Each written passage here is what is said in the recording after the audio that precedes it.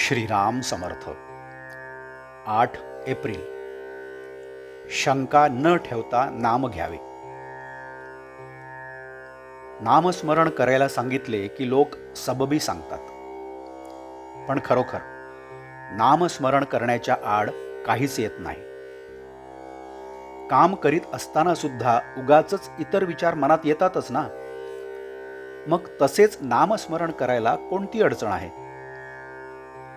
उगाच दुसरे विचार करण्यापेक्षा भगवंताचे नाम घ्यावे हे बरे नाही का? वेळ सापडताच तो व्यर्थ गप्पा गोष्टीत न घालविता नामस्मरण करावे, श्रद्धा ठेवून करावे. 2 प्रवासी पायी जात होते. त्यांना भूक लागली. जाताना एक आंबराई लागली. त्यांनी मालकाला विचारले, आंबे घेऊ का? मालक म्हणाला, 15 मिनिटात जितके आंबे खाता येतील तितके खा.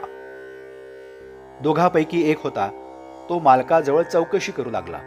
या शेताला पट्टी किती, मालक कोण वगैरे पुष्कळ विचारपूस करू लागला.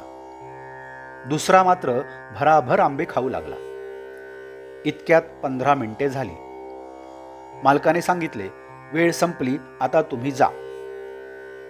एकाचे पोट भरले, दुसरा मात्र उपाशी राहिला. या गोष्टीवरून हे ध्यानात घ्यायचे की नुसते प्रश्न विचारण्यापेक्षा श्रद्धा ठेवून नाम घेऊ लागावे. नामाचा अर्थ आपल्याला जरी कळला नाही तरी तो भगवंताला कळतो. म्हणून नामाचे महत्त्व कळो वा न कळो नाम घेत राहावे. ध्रुवाने काय केले? नारद वचनावर विश्वास ठेवून नामस्मरण प्रेमाने करू लागला. तो इतर विचारांच्या, शंका कुशंकांच्या नादी लागलाच नाही.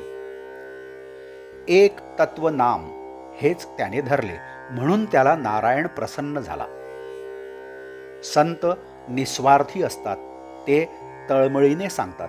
त्यावर आपण श्रद्धा ठेवावी आणि नाम घ्यायला सुरुवात करावी आणि अखंड नामातच राहावे.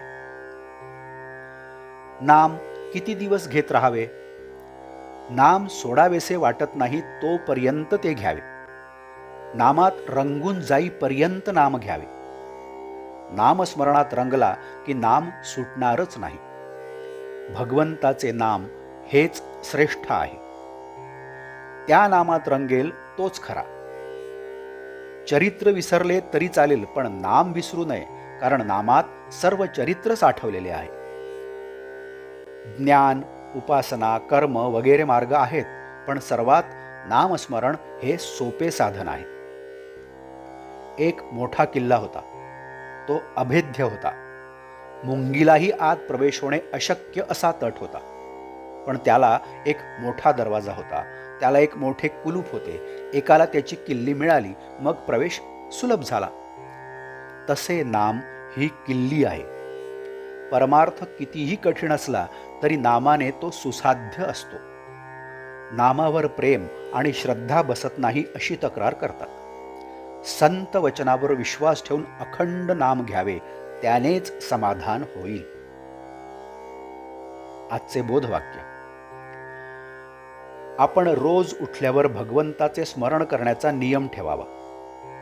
स्नान वगैरे गोष्टी झाल्या तर कराव्याच, पण त्या वाचून अडून बसू नये. जानकी जीवन स्मरण जय जय राम. नमस्कार. कृपया चॅनलला सबस्क्राईब करावं ही विनंती. धन्यवाद.